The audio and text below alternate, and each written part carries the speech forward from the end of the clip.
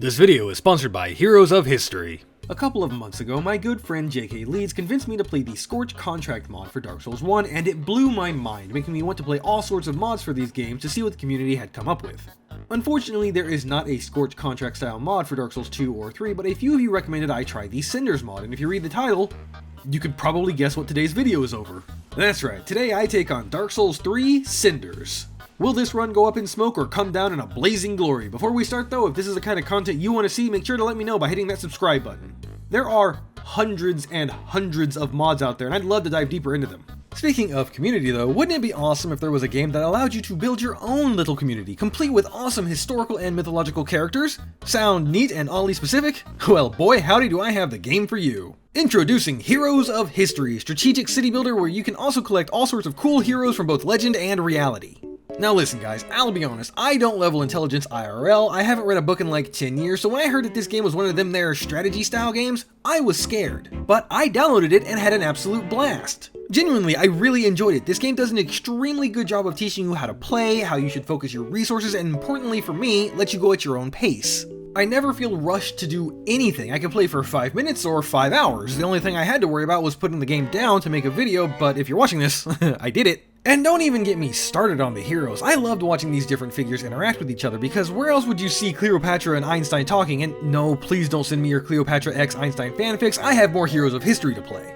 The game is even updated regularly with events, like right now. From March 11th to April 28th, you can explore ancient Egypt with new limited event heroes joining the roster and plenty of in-game fun to be had. Now is the perfect time to step into Heroes of History. Use my promo code WOLF and join the Ancient Egypt event to face Anubis. You'll need a lot of resources to take him down, so use my personal link in the description or the QR code on screen to get the Anubis Awakening Starter Pack, complete with 10 antimatters, 2,000 XP, 20,000 food, and 5 Duat Key. Thanks again to Heroes of History for sponsoring this video, now back to our regularly scheduled programming. When I first loaded up the mod, I saw a couple of new names in the classes and thought, oh neat, they changed the starting classes with new weapons.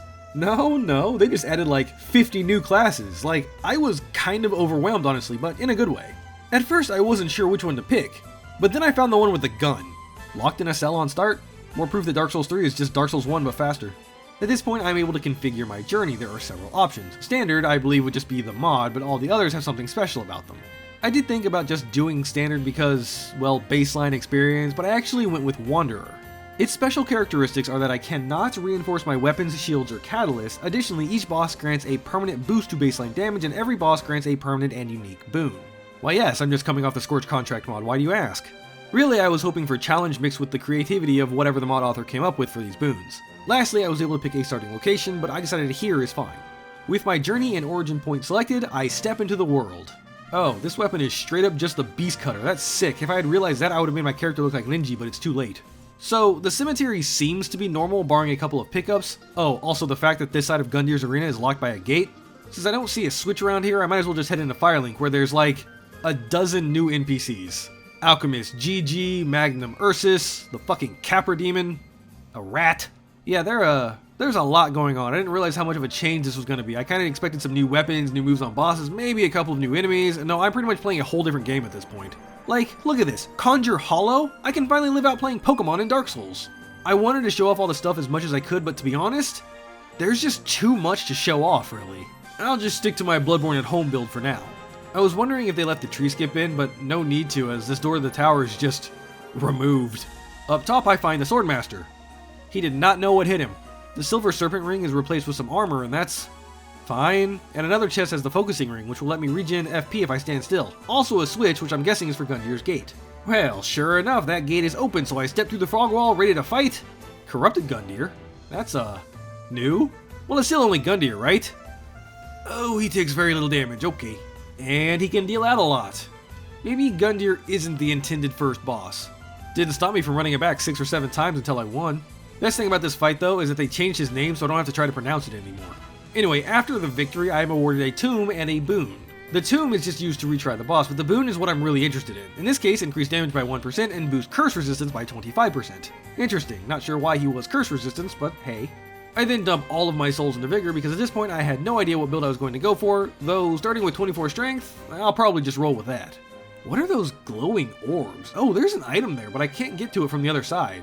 And now there's a Black Knight trying to murder me. Yeah, no. Big, this is not the start of the game energy, honestly.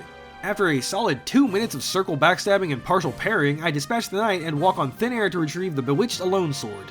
40 dexterity, yep, that's a little outside my level range. Well, with nothing else to do, I warp to the high wall. At first, I thought the mod changed the location up, seeing as how there's not a way to go to my right. Turns out, I was just already on the right section. Going to where you normally spawn, I am invaded by Huntmaster Ava, and it would seem the hunter has become the hunted. Commune? What is that? Okay, I guess I'm going somewhere. Oh, the Ring City DLC. Yeah, no, I'm not prepared for that. You have been blessed with enhanced focus? Where were you when I was in college, huh? I actually didn't notice it doing anything while I was playing, but it vastly increased my FP bar, but who needs mana when you have Sword Whip? Jane, why you gotta sword block me? Come on. Isn't there supposed to be a fire-breathing dragon here? Ah, just running late, I see. A bonfire? Well, that's nice. And Solaire, who sells life gems? I mean, alright. From the chest, I get the Bulwark Ring, which stops weapon degradation, then I deal with the Mimic, expecting it to drop the Deep Battle Axe, but instead it's Lothric Knight Armor. I guess it had a meal high in iron just before meeting me. Oh, I think I found my new favorite attack in this game. Ravenous Chalice, what's that do? 30% increased souls for 8 seconds after a kill. Okay, I'll take that. Another chest with a crossbow in it. Okay, so I'll say it right now, there are a lot of chests in this mod. Like, I mean a lot. Similarly, there are a metric fuck ton of mimics. I mean, almost a ludicrous amount of them. I'm only saying that now because I don't plan on saying when I open every chest or kill every mimic, as this video might be 2 hours long. I'm only going to mention them when something useful to me is obtained, or if it's funny. Come on now, Jane. I head to the shortcut, and just as I kill the knight dropping the key, I get 6-digited from behind and die. After that little mishap, I make my way to Vort, and I'm not doing very much damage to him. I mean, I guess to be fair, this is an unupgraded weapon, but even so, I feel like it's slightly less damage than normal, especially considering I wasn't able to burst him down during his phase transition. He nearly takes me out, but how could I ever lose to Vort? Really? Up the stairs to see Grandma Emma, who gives me a banner as well as the Way of the Blue Covenant, but I noticed it has a 1 next to it, so it can probably be upgraded. It increases my health by 10%, so I immediately slap it on. Okay, take care, Granny. I'll be sure to visit soon. Oh hey, there's a bonfire here. That'll make the dancer run back much nicer. As usual, I simply barrel through the enemies to get to the bonfire on the other side of the gate, but plot twist, the bonfire has evolved into this fat bitch, so now I am trapped with several enemies. But all I'm surrounded by is fear and dead hollows. I did not read that right, and I bet you didn't either. So seeing that the Estus shard is not here is concerning, because now it means I need to check every single item pickup, but also nice because it means I need to check every single item pickup. This isn't retreating because I'm about to die. No, I'm advancing through the enemies tactically to reach a bonfire. Yep, that's what it is. As expected, none of the items by the tree are the Undead Bone Shard, and as I'm currently not friends with the giant, I risk getting mortared and cast to the Shadow Realm, so I have to get out of there. I then return to Firelink and speak with Priestess Amelia, who is the Way of the Covenant lady. That'll be important later. Then a chat with Andre, and he tells me all about infusions and how they do a huge range of effects depending on if it's a weapon or a catalyst and what the infusion is. But who needs that when you have Murder Sword Whip?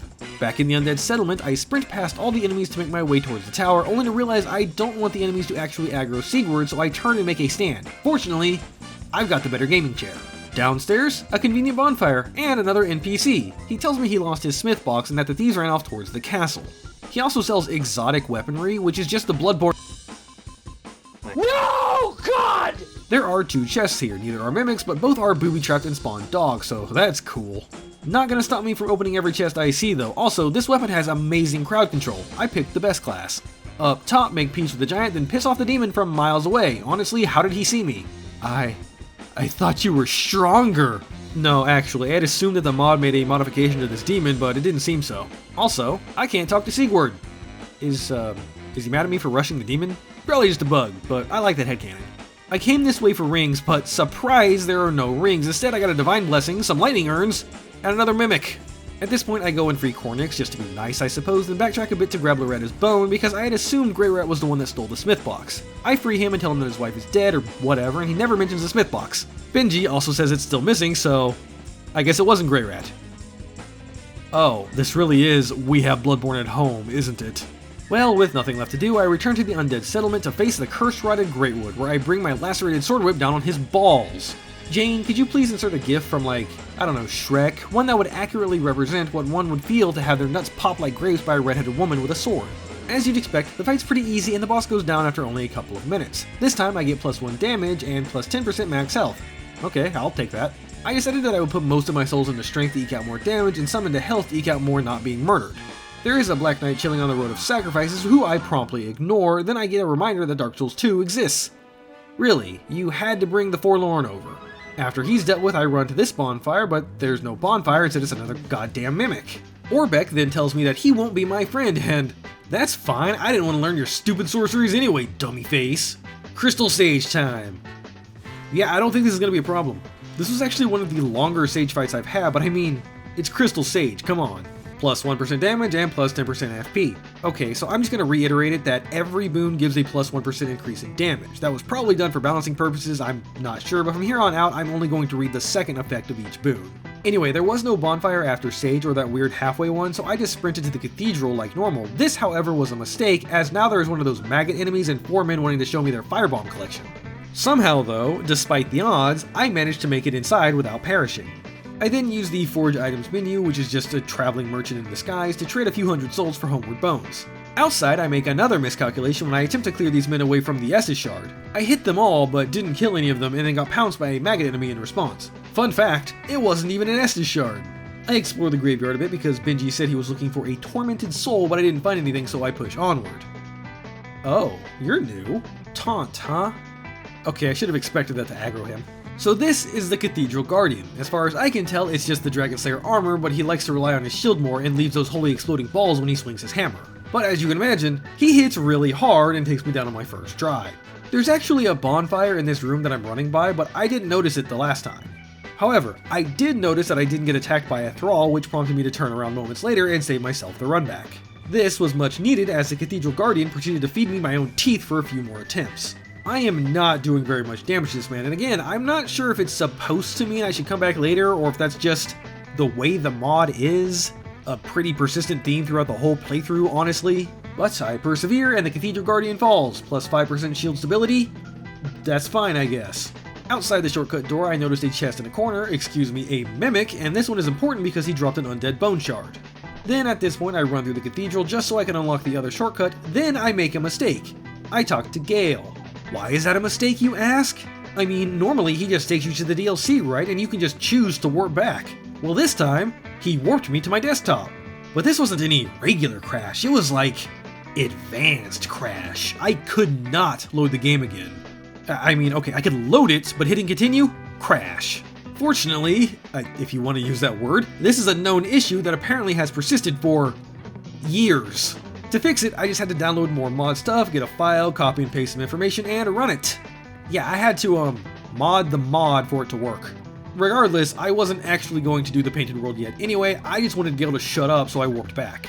Didn't this, water used to slow you down? Not that I'm complaining, I guess, but subtle changes like this make me question my sanity. I was still on the lookout for that soul Benji was talking about, so I ended up coming down these steps and fighting this Nightman. He tried his best, but stood no chance against the strat of outzoned. It's on my to-do list, now sell me those stupid rocks. I return to Priestess Amelia and strengthen the bond of my covenant, which unequips the covenant. At first I wondered why, but it's probably removing and adding items to my inventory. Regardless, doing this lets me get even more of a health boost, 20%. That's kinda crazy, but sadly I lack the necessary covenant items to make it even higher. Who the hell are you? Magical restraints? Enable restraint sprint? Nope, no. Kirk, you need a moment, my man, or Sanctum Knight Norgesk, another invader. Okay. So not only does this mod add way too many mimics, it also has a crap ton of invaders. As such, I'm probably not going to mention all of them, save for a select few. Oh, this bonfire is actually pretty nice, and there's another NPC here who can ascend miracles. I assume that means I can make them stronger, but I'm not sure, this isn't exactly a faith build. Right, well enough playing around, it's time to fight the Deacons. With this weapon, I thought this would be super easy. It wasn't. To be fair, if it was the base Deacons, it would have been a cakewalk, like an angry gorilla with a sword versus one of those blow-up punching toys. But this mod puts 2 of those big shield knights in the arena and they like to run you down. Plus, I'm pretty sure they cranked up the frequency of the fireballs because holy crap, the amount of fiery balls I had flying in my face, you'd think I was... What's that? Ah, Jane has informed me that I am already reaching the quota for shitty jokes and the video is only a fraction done. She says I need to pace myself. Just like on my second attempt, I focused on one of the knights, and thankfully the other one doesn't aggro if you don't go near it, so now I can just joyfully cleave my way through the horde. This was some neuron dopamine activation right here, I tell you what. Unfortunately, when the actual boss spawned, I did aggro Mr. Nightman, but the mod gives you a lot of natty lights, so I had some additional healing, allowing me to survive just long enough to get the final hit in. Deacons being a small speed bump was not on my bingo card, but hey, it is what it is. Extra 10% souls. Okay, I'll take that, that's a great passive, I guess. At this point, something felt weird, and I realized it's because I never go do Deacons immediately. I usually at least unlock the Fair Swamp Bonfire before Crystal Stage, not really a problem, just something that messed with my memory. Well, that's convenient. Not only did I trick Dumb and Dumber to fall down here, but I also got one of those shield guys to do it too. Then I punched this one in the face, but he eventually backed up. But imagine, a legit ladder kill. Is this different? It feels a little different, but I'm not sure. One thing I am sure about is the amount of crazy goatmen is increased by like 3 times. Unfortunately, the bonfire had been replaced with 2 regular chests. I was surprised, but don't worry, 12 seconds later, the mod got me again. You know what? That's fair for drinking random soup in a poison swamp. I spent some time fighting the stray demon up here, making sure to get my application into Cobra Kai, but then am immediately disqualified as murder is not allowed in tournaments. Yep, that's getting put on immediately. That's not what I meant to happen. Hello? Well, while I'm here, I might as well pick up Yol and then ignore him. Oh, that's just a couple more dark rates than normal, but it's fine, we just run by them like always. Until I get invaded again. Fortunately, for whatever reason, I can sit and banish him, so I do. Hey, a chest! No, an actual chest, with an Estus shard. Thank Gwen I was getting tired of having 3 Estus. I immediately return and burn my bone shard that I forgot about and increase my Estus, then come back and take on Forgotten Lachlan. The fight isn't interesting, it was over in an instant, but what is interesting is the ring he dropped, the Dashmaster String, a ring that increases movement speed significantly. This was immediately glued to my finger and never came off, and now, I'm fast as fuck, boy! Seriously, this ring made getting around the game world so much nicer. Anyway, time for one of the easiest fights in the game, the Abyss Watchers. To be honest, I don't really have anything to say about this fight. This weapon's huge sweeping attacks combined with the Abyss Watchers firmly believing in the no poise life makes phase 1 pretty easy. I did use the strong two-handed attack to try and help the red-eyed one though, until splash damage wasn't my friend. I was hoping just for fun that he would finish the boss off, but while I was trying, a Dark Wraith died dropping his sword in Dark Hand, so that's neat I guess. For phase 2, surprise, I just fished for backstabs. It's fairly easy after several attacks, mainly the flippy jumpy one. Also, there's enough time to follow up with a heavy attack which will flatten him, so it's just free damage. Such an easy boss. Hello? Who are you? Farron Transposition. Why is this here? Can't Ludolith do this normally? Are there more Farron weapons? Also, the boon they gave me reduces weapon stamina consumption by 10%, which, yeah, no, I really like that one. I killed a skeleton with a hat and wait ever so patiently for the ball to destroy itself, dropping... Oh, it was actually an undead bone shard. I wonder if it's that only because it's hard to change when it drops. Anyway, I sprint through the area and touch the... Oh, there's not a bonfire there. You know, in hindsight, I could have looked through the bars and realized that, but it's fine. I actually took some time to explore this area because... Wait, why did I explore this area? Oh yeah, items being everywhere and all, and then I tried to wall strat Sorig, but he no-you'd me. Well, I guess that's just impossible to fix. After I cross the bridge, I get invaded by Tomb Raider Dyphon, and I only mention that because he's a skeleton. Until he dies, I don't know what that's about. I then decided I would first go down and explore the Smoldering Lake, and... Hello, who are you? Ah, the Crestfallen Merchant, of course, and he sells the Calamity Ring, it does... Holy shit, 25% increased damage but you lose 50 HP a second. That's crazy. Okay, well, this is new. Fortunately, I think, by default the ballista is off, making it much easier to maneuver around this place. I found Helia of the Lake who will let me ascend pyromancies, but again, not exactly in my deck of cards. Then I began carving my way up towards the ballista, and I'm not sure how much of this was changed, except the very top. Here I must face off against a family, and not just any family. The meme himself, Giant Dad, and his wife and child. Little Timmy tries to show me his cool karate moves, but I tell him it's time for the adults to talk. Mama Sasha just wants me to eat her casserole, but I tell her I'm on a diet of food that actually tastes good. And finally, Giant Dad faces me down in his garage. He tries to show me his X5000 riding lawnmower equipped with optional side barbecue rack. But I tell him a real man grills separately than mowing so he can enjoy his lawn twice. I just murdered a family. I then reactivated the ballista, hoping it would obliterate the demons stomping around down there. It didn't, and this should have been my sign to turn it back off again, but I stupidly did not. Because of course, it's now trying to kill me. That'll never get old. Okay, gonna use my big overhead attack to knock this thing safely off the ceiling. Hate this game. Yeah, that's not suspicious at all. To my surprise, they weren't mimics. Nah, okay, that's gotta be a trap. Nope, still not mimics. But they were booby-trapped though, so I was half right. Not much happened in the demon ruins, but I did almost die when I was fighting yet another mimic, but this time there were basilisks spitting instant death and I wasn't paying attention to my build-up. Of course, this chest by the Black Knight is also a mimic, but thankfully they tumble off like some discount golem at the end of Return of the King. At this point, the knight solos the mimic and does massive damage to Soulrig, letting me easily finish him off. Oh, a door. To Irithyll dungeon. That's unexpected. I wonder if this would have let me bypass getting the doll from the Deacons. Guess I'll never know. Alright, time for the old Demon King. I did actually pick up a ring that makes me do 15% extra damage to demons, and I thought about switching out for it, but honestly, I just kind of figured 15% wouldn't be a huge boost, and looking at my numbers, it wouldn't have been. Not like this boss is particularly hard or anything, though I was worried they did something with the whole explosion, like a double fake out or something. Yeah, see?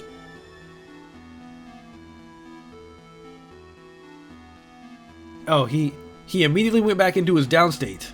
I still don't trust it, but eventually I got close and finished him off.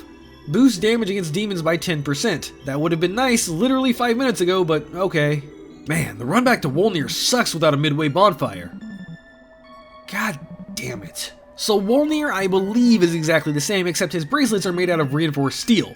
Translation, he's still really easy, it just takes like 7 times as long as normal. And in case you're wondering, the item in his arena was the Unholy Remains, but sorry, I forgot to check what it does. His boon, however, is increased 10% damage against undead and stops skeletons from reforming. Again, super useful like 30 minutes ago.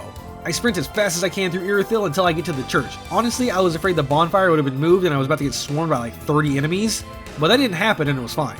Also, there's an Ascend Sorceries person here. Oh well. Gavlin spin, Gavlin lose? Also, is this trying to tell me that the Bearer of the Curse is like 13 feet tall? I'm sorry, what did that say? Spew fecal matter from one's mouth. Man, it's a good day to not be a pyromancer, am I right, Cartman? At this point, I run by the night enjoying the fine art, which ends up with 2 knights, a mimic, and a giant all trying to turn me into paste. They succeed. Second time, I decided not to aggro the population of a small village and take everything slowly. Wow, this giant has a lot of health. Why though? Wait, is it just the cathedral one scaled down? I swear, it's just, this mod is just mimics. Mimics the mod. For Pontiff, my first attempt didn't go so well because I was out of practice, but instead of realizing it was a skill issue, I blamed my shield and went to buy the buckler from Andre. And of course, for the first time in my life, he didn't open with the jump. Maybe his AI wasn't ready for me and I was already past the distance threshold thanks to the Dashmaster ring? I'm not sure. Either way, I keep fighting, occasionally landing parries, but more often than not, missing them. Bad news, I do nowhere near enough damage to kill the clone as it spawns, so I actually have to engage with the mechanics of this fight. Gross. As such, my backup plan was to, well, back up and try to bait any of his flying attacks, but most hopefully the parryable one. And when he was low on health, I dashed in and sealed his fate. 10% magic absorption. Nice, that's pretty good. Doesn't stop the game from casting Fatal Error though. Fortunately, I was able to load back in without an issue, then I timidly crossed the line of no return, only to be invaded by the Pursuer. Okay, that one I like as an invasion. Did it better than DS2, honestly. Speaking of, a DS2 Mimic. Alright.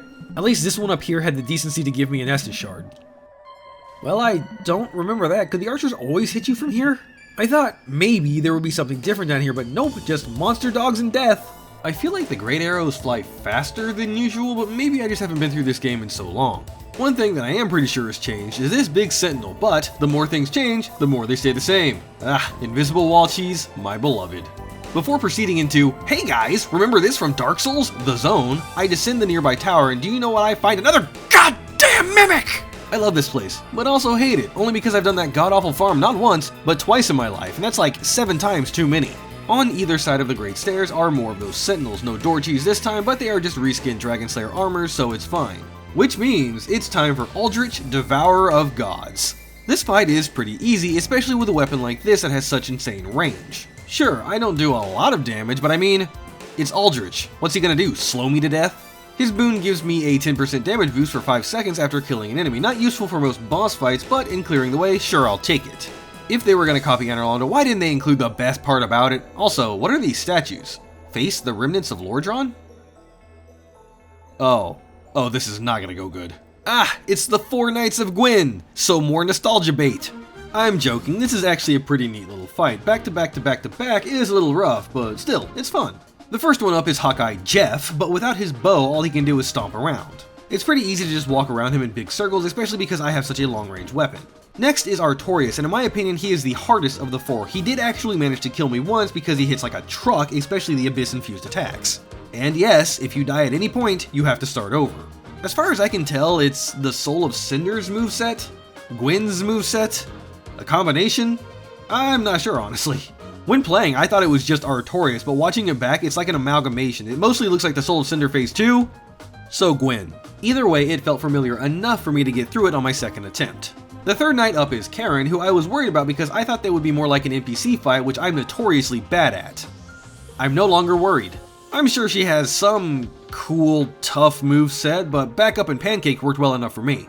Last up is Ornstein, who uses the Nameless King's moveset, and I have fought the Nameless Prick enough times to coast through this one too. It took me 2 tries at the whole gauntlet, and that second attempt was 13 minutes of solid fighting, but they go down and I am awarded increased stamina recovery by 10.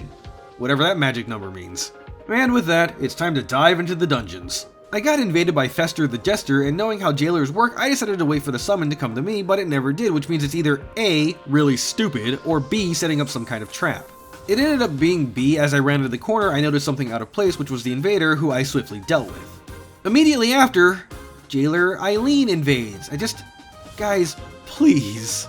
She drops the Blades of Mercy, one of my favorite weapons, but it boasts a 38 dex requirement.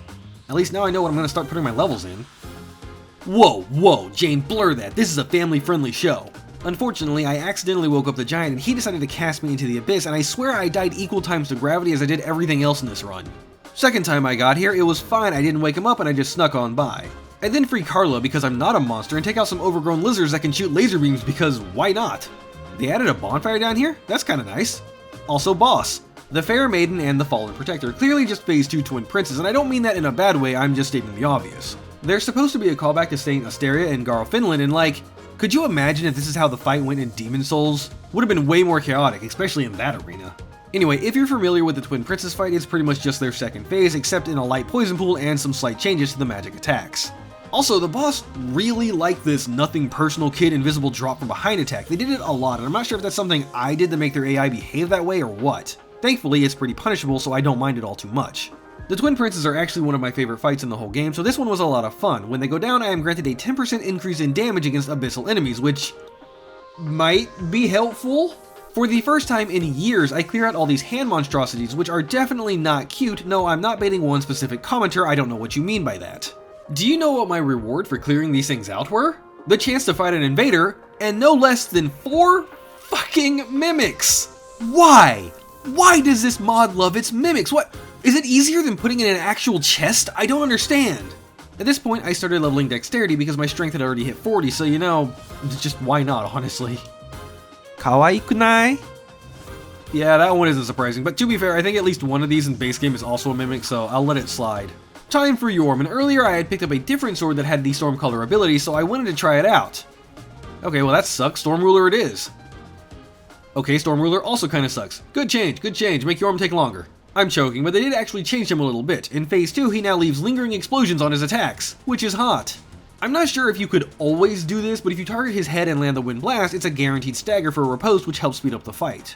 At the end, I switched back to my Beast Cutter, which did comparable damage to Storm Ruler, so I guess maybe the mod just removes the game's request to make you follow the gimmick? I'm not sure. Either way, his death grants me a 10% reduced FP cost on weapon arts. Not gonna lie, I forgot that was a thing.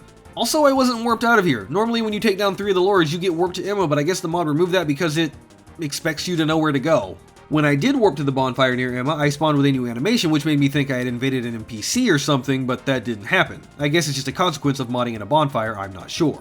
Either way, Grandma, did you fall out of your chair again? That's okay, let's get you up. No, Grandma, the ceiling can't bleed enemies, that's just crazy talk.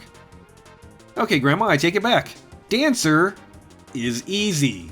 I don't have anything else to say, I decided to play this fight more like a Bloodborne one where instead of waiting for her to attack and I retaliate, I just went all in on swinging.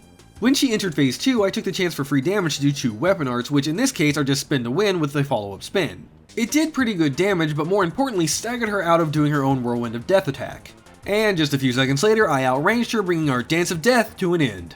I totally forgot to check what boon she gave us, but doing so well after the fact shows it reduces miracle FP cost by 10%, so not useful to me at all. I then decided I would go through the Consumed King's Garden first, which has changed slightly. Mostly this bonfire now exists, which is nice. However, it was here I suffered my first death to an invader because this man hits like a fucking semi carrying freight trains going 1000 kilometers per plank second. Like, what is that damage? Then he taunts me because the game just wants to be tilting, so obviously I head back in and absolutely thrash him and hit him with the point down. Time for Osiris. At this point I had started using the one-handed form of the weapon because I honestly think the DPS is higher. I mean, clearly the two-handed form has the better range advantage, but the sheer damage numbers aren't that different, so being able to swing much faster actually pushed out better damage numbers. I think. That was more a vibe thing than me actually testing. I got pretty lucky with the scaleless failure father not ever doing the charge while I was in front of him, and after just a couple of minutes, he falls, granting me a 10% reduced sorcery cost. Man, I'm sure glad that 1% damage increase is universal, otherwise like half these boons are just worthless to me. That is not textured properly. So the Seal of Judgment allows me to access the untended graves, which makes me think it's no longer right behind that wall over there. Nope, but I can commune. Okay, well that's one way to reach Archdragon Peak, I guess. I didn't exactly intend to do this area next, but I mean, I guess I'm already here, so why not? Of course you're normally intended to do the plunge attack for Ancient Wyvern, but since Yorm's gimmick was changed, I wondered if this boss was too, and it kinda was, I think? I've definitely done this fight once without the plunge attack before, but that was the Flame Fan only run, and I don't really know what normal damage on this boss looks like. Either way, it only took a few swings to his ankles to bring him down. Boost maximum equipment load by 10%? Well, that I can get behind. So were you just standing there watching me fight a dragon? That's cool, I guess. One thing that is changed is that you are no longer automatically warped after defeating the boss, which honestly, I kinda like. I never explore this zone because of that warp, so fighting my way around without it actually felt a bit fresh, but still familiar enough not to take an eternity. Oh, these have a grab attack. Okay. There are a couple of changes to this area, namely access to the section below the Nameless King boss fight from either side, but more important than that is this. Yeah, I didn't expect to see a fog wall here. And I really didn't expect it to be one of the worst fights from Dark Souls 2, though I should have, considering Havel is normally here. Fortunately, there is a massive statue in the center which lets me separate the two of them pretty easily. Wait, two? This fight usually has 3 enemies, right? Oh, there's the third one. Alrighty then. I did actually come very close to dying in this fight. I mean like, literally frames away because I didn't realize I was out of Estus. Thankfully that didn't happen and I can just heal up uninterrupted behind this pillar. When I'm finally good and healthy, I rush Sarah and put them in an early grave. Their deaths award me the boon of 20% increased roll distance. Is it active? I honestly can't tell. Maybe the dash isn't affected, I don't know. Oh well, let's just move straight into the Nameless King. Great start. I wasn't too worried going in just because this is one of my favorite fights in the whole game. As expected, Phase 1 went off without any issues, and after the King of Less Names made instant Karagebo out of his pet dragon chicken, Phase 2 can start and oh shit, that's not very much damage. Yeah, so I don't know why I'm hitting like a limp noodle. I mean, at first it made me think maybe he had some sort of gimmick added, so I started thinking about what weapons I found that might actually be related to the fight or anything like that. But honestly, I was just overthinking it, as on my first attempt, Unga Bunga prevailed. Lightning absorption increased by 10%.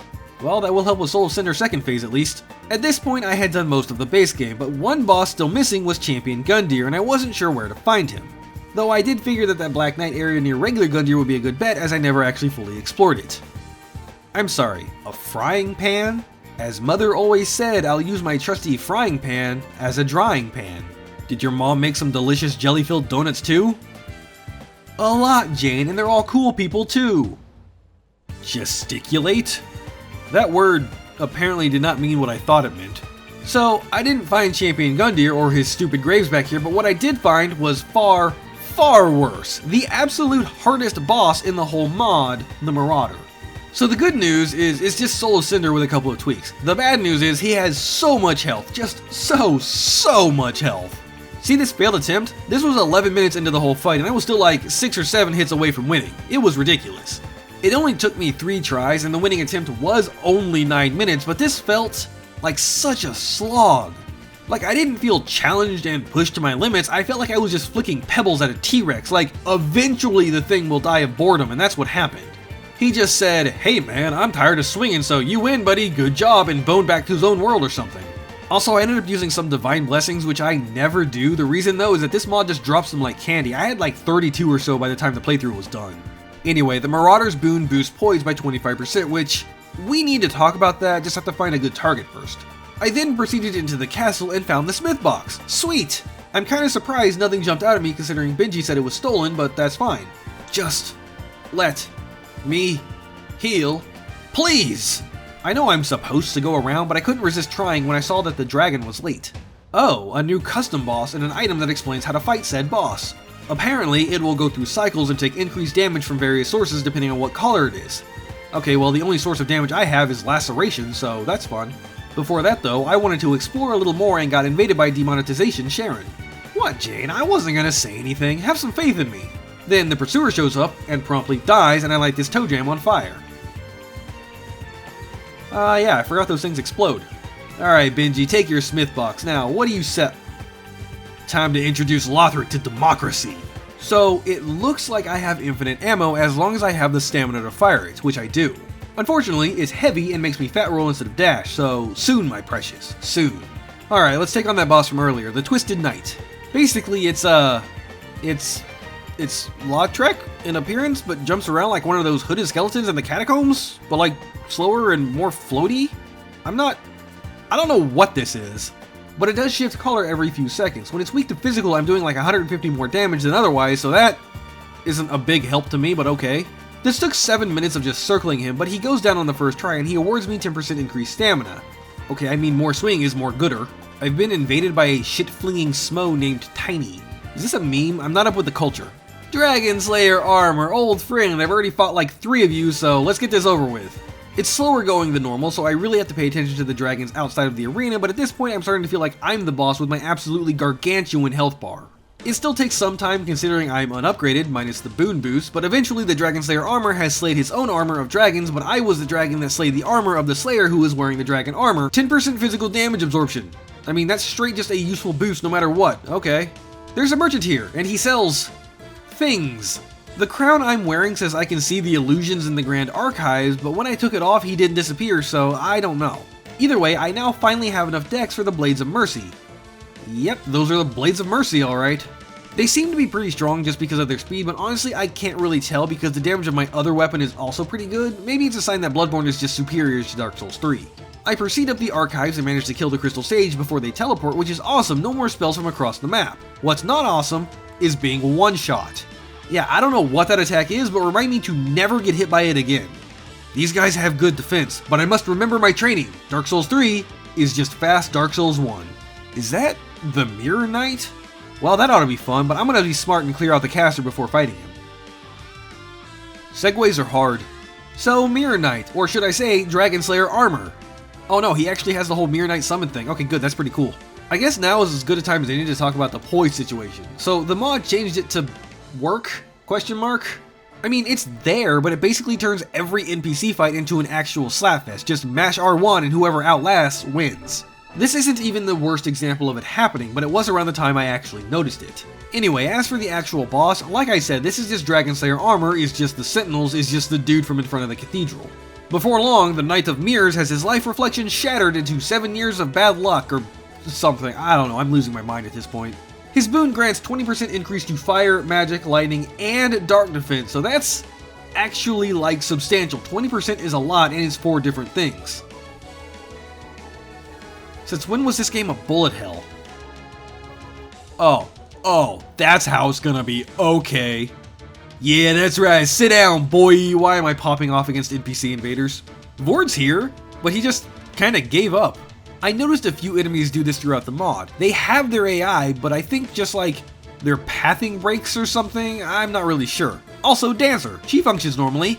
Didn't save her though. For the Twin Princes, I decided to try out the Blades of Mercy. They do some decent damage honestly, especially with how fast they attack, and when it staggers Lorien, I can just go all in.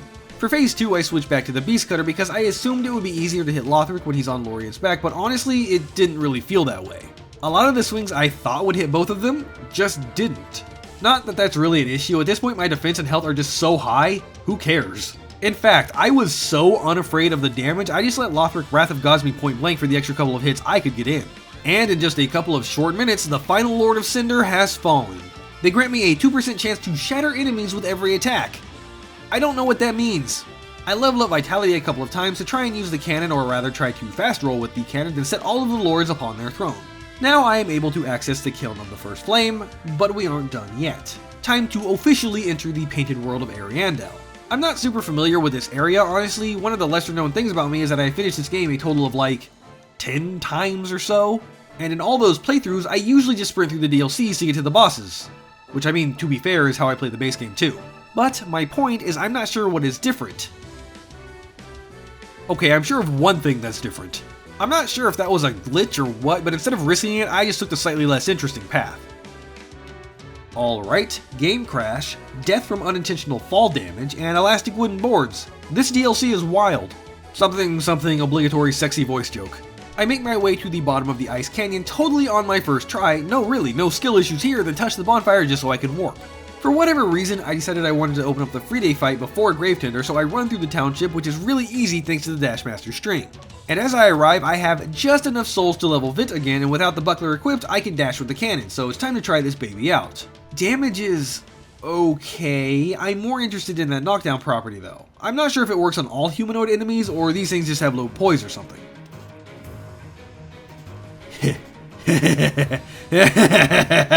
Oh, this is so satisfying. Wilhelm? Best 30k souls I've ever spent in this game. I tried to knock him off the side, but he just wouldn't go off in that direction until the very end when I think he was dead anyway. Valor Heart? Isn't that the Gravetender's reward? Well, I don't have a good feeling about that. Regardless, I sprint on through, fight my way through a horde of mutant flies, turn the wheel, and unlock the free day fight. With that taken care of, time for that's new. Princess Yingvi. Oh, it's gonna be death by bad snoo snoo, isn't it? It's a frost version of the old Demon King, but with like 400 times more health. I'm not sure, but it kind of feels like a thing with this mod. Any new bosses just have a bunch of extra health and or resistances. The fight feels identical to the old Demon King, so it's not hard. I was hoping she had a massive weakness to fire, so I tried the torch, but it seems not so. Then she took a knee and dearest Akse dog showed up. Fortunately, the good pupper doesn't have 1.5 billion health and is fairly easy to take down. I'm not sure if the boss is programmed to wait until the boss is dead or if it's on a timer, but as the dog died, Princess Icy Blast started moving again. Hey Lemon, Dark Souls 3 Cinders Firebomb only, and I'll stop making jokes about the Dark Souls 2 2-shot video. Anyway, after playing around for far too long, a well-placed cannon shot brings the princess down, and I would bet it's resistance to frost, isn't it? Oh, it's strike damage by 10%. I didn't see that coming. Right, whatever, let's just move on to free day. I suspect this will be a very easy fight. Again, best 30,000 souls I've ever spent. It doesn't do a whole lot of damage, so while this was mostly safe and super stupid, it was faster to just whack her with my extendo stick. And when I got bored of doing that, I used the Beast Cutter. For phase 2, what I really wanted to do was get them close together and land some double hits, which I did manage to do near the end, and thanks to the poise changes, I just kept on swinging. Phase 3, she was harder to hit with the cannon, but I've taken her on more than enough times to know what my openings are, and by that I mean I know how to run away until she leaves herself open for a backstab, and before long, her flame has been extinguished. Boost physical, magic, fire, lightning, and dark defense by 100% while below 30% HP. So just better blue Tearstone Ring, especially because it doesn't take up a slot. Finally, it's onto the Dreg Heap and Ring City DLC. Not gonna lie, after that slip up in the painted world, I was worried about these take the plunges. Thankfully though, both my ankles are still roughly ankle shaped and don't look like he dropped eggs from 10 stories up. Of course, I proceed to skip this area and take the shortcut to the final angel because this place is a pale imitation of the Dark Souls 2 version. Ironclad Xavier invades me and I tried my best to Elden Ring release him, but it didn't work. Similarly, backstabs don't work, which is fine, I guess. I'm not gonna die, I'm not gonna die, I'm not gonna die, I'm not gonna die, I'm not gonna die. I wasn't scared at all. Time for the last best duo fight before FromSoft forgot how to do duo fights. Thankfully, I remember JK's advice. Remember, basting the Thanksgiving turkey doesn't mean what you think it means. No, not that one. Remember, murder the red makes the prince easier to be dead. I need to kill the demon in pain first to make phase 2 easier. Fortunately, that isn't terribly hard as both demons went into their passive state for a while, meaning I could get some pretty easy damage in.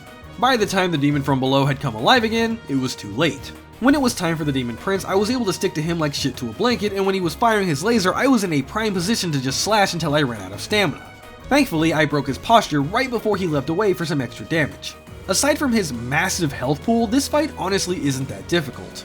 Eventually, he went for his laser attack again, but this time he was against a wall, so I had extra time to attack, sealing his fate. Unsurprisingly, they gave a plus 10% fire absorption. I really like the way the Ring City looks. Shame I just sprint through it, ignoring everything. Yo, a ruined sentinel? This game is just trying to be the best version of itself. Ah yes, make the big swamp a cursed swamp. Why didn't Miyazaki think of that? Blasting Madir in the face with a cannon was not on my satisfying things to do in 2026 bingo card, but happy to include it. I decided to go after Half-Light first because I wanted to humiliate him with the cannon.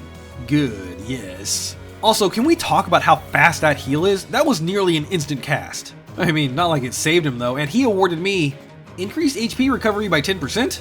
Okay, that's actually kind of cool. Let's just keep the ball rolling. Time for Madir, and I hate this fight. No, wait, that's not right. I like this fight. I hate this instance of this fight. Please note the amount of health I have as I approach him for the first time. I don't do a lot of damage at all, but that's pretty normal. He has a lot of health even with a properly leveled weapon. Slowly, I grinded him down, remembering how to fight him after all these months of being away. Eventually, I stance broke him and landed the crit, but it wasn't enough, nor were my follow-up swings. But as he was only a couple hits away from death, I got tagged by one of the humanities. This was the only hit I took in the entire fight. I nearly hitless Madir on my first try after not playing the game for ages. I was so mad. Whatever, big stupid dragon giving me 10% dark absorption worthless. Worthless, probably. Well, nothing left to do now but round out the DLC. As I ascend the tower, I was invaded by none other than Glaive Master Hodir. A valiant fight, but unfortunately at this point my health bar is just too beefy for anything to make a real dent. Except the game crashing, that stops me pretty firmly. Alright, Gael. I did not do the optimal strat of dying to reposition him closer to the fog wall, instead opting to just give him my all from the beginning. The frantic movements of Phase 1 felt like I was fighting the nimble beasts of Yharnam once again, and when Phase 2 starts, it's as if he was granted eyes, finally allowing himself to become something more than just a rabid animal. Even able to use tools such as a crossbow, he was a formidable opponent and I pushed him to his limits. But, as we all know, a beast is most fearsome when they are backed into a corner. He flipped and flailed with all his might, fire no longer deterring him. I had no choice but to embrace my own beasthood and fight tooth and nail to the bitter end. Eventually though, he falls. And no, I don't know why I went full Bloodborne roleplay there for a second. Anyway, what's his boon? Boosts max HP, FP, and stamina by 5%. Nice, because I totally need more health. I mean, look at that, that's literally more than half my screen. At this point, I had assumed I got every boss. I mean, I didn't explore every inch of the mod, but it's not like I avoided any fog walls. But looking at the transposition menu, I was actually missing a few souls. The final bosses, obviously, but also the soul of Abor, Champion Gundyr, Rosaria, and Prince Dorthinus. Honestly, I decided to just look up where these bosses were. I might have been able to find the Prince and Gundyr with a bit of thinking, but I wouldn't have found Abor at all. So access to the untended graves is in the Cemetery of Ash. If you have the seal, which I do, just walk up to the big coffin and interact with it. I thought it meant this one, which I had before. No, it meant this big coffin. Champion Gundyr isn't changed, though I was struggling to parry him, and I'm not sure if that's the mod making some kind of adjustment to the parry frames or hitboxes on it, or if it's just a skill issue. I don't mind it being a skill issue, it's just hard to tell. It ended up being a relatively close fight because I insisted on attempting to parry him instead of just getting free shots when I dodged, but despite that, he goes down on the first try. Now, where are those other random bosses? Abor is in the Undead settlement near the bridge with those pot-throwing gigachads. He only shows up once you open his chest, which I missed, and this is why I never would have found the boss normally. It's just an angry fast Gael, and apparently he's susceptible to parrying, but like, who needs to parry when you can just boost item discovery by 25? Okay, I mean, I ended up finding a lot of stuff in this mod anyway, like drop-wise, but that's cool, I guess. As for Prince Dorthinus, I forgot to record it. But, thankfully, each boss drops a tome so you can re-challenge them. I honestly don't remember much of the first encounter, but one thing the wiki told me was that he was very weak to ranged attacks, which I 1000% abused on this second go-around. He just kept lore walking as I kept blowing holes in his chest. At one point he did decide to pick up the pace, but that only lasted for one sprint before he fell back into the walk cycle of death. Fun fact, even on a re-kill the bosses drop their boons, so you could, if you wanted to play for a long time, get stupidly powerful. His is increased stamina damage by 20%, which is alright I guess. To get to his boss arena, you need to go to the fly area of the Painted World Chapel and then through the invisible wall, basically the path to the parting flame, then interact with this body. Before finishing off the mod, I wanted to see what the test of endurance and strength are, so starting with endurance, it's an endurance test. I mean, it's just wave after wave after wave of basically every mod in the entire game. So after about 15 minutes of fighting, the test was concluded. Next up is strength, which I wondered if it would be like a boss rush, but no, it's the same, just with stronger enemies. I admittedly didn't stick around past the first wave, but my guess is it's just like the non-responding stronger enemies in the game. One last check on all the boss souls, and oh, I forgot about the soul of Rosaria. Does this mod make her a boss? Well, let's go find out. First off, I need to get to her. Now, I could have ran all the way around, but opening the gate and then murdering Patches is much faster. Also, this is the perfect showcase for that whole poise change. Just look at this. Anyway, it doesn't look like she's a boss. Nope, not a boss. Oh, apparently it's a questline thing. Oh well. Finally, it's time to fight the Soul of Cinder. Where is he? Oh, okay, he was just hidden behind PS2 draw distances, got it. If you were hoping for some kind of climactic final fight where the boss is changed to be hardcore and super powerful, I regret to inform you that it's just Soul of Cinder. Sure, I have less than amazing damage, but like I've said a couple of times at this point, I've become the boss. Which I suppose is extra fitting in this instance, as I believe Soul of Cinder is supposed to be our player from the first game, or something, or the embodiment of every character that has ever linked the fire in previous cycles. That's the thing I heard like 7 years ago. Feel free to tell me if I'm wrong in the comments. Anyway, with just a few more swings, the Soul of Cinder is laid to rest, and with him, the last of the Cinders mod is snuffed out. Hey everyone, thanks for watching this week's video. This was a lot of fun. I really enjoyed this mod. I'm surprised it wasn't more difficult, and I guess I kind of shouldn't be, because it's not like it was ever advertised on the page, the store page webpage, to be difficult, I don't think. But because everybody suggested it after Scorched Contract, I kind of thought it was going to, you know, kick my ass. And to be fair, in the mod's favor, there is that mode, like the mythical mode or whatever, that would have made it harder. I didn't pick the hardest one. But overall, it was a lot of fun. I feel bad that I couldn't show off a lot of the new stuff, because frankly, I didn't expect there to be so much new stuff, but there was so much. But yeah, it was a lot of fun. There's a non-zero chance that I redo this mod, but with like a magic-based class or something, just for fun. But I can recommend it. Oh, hey look, Juror B, congratulations on being this week's Grand Champion.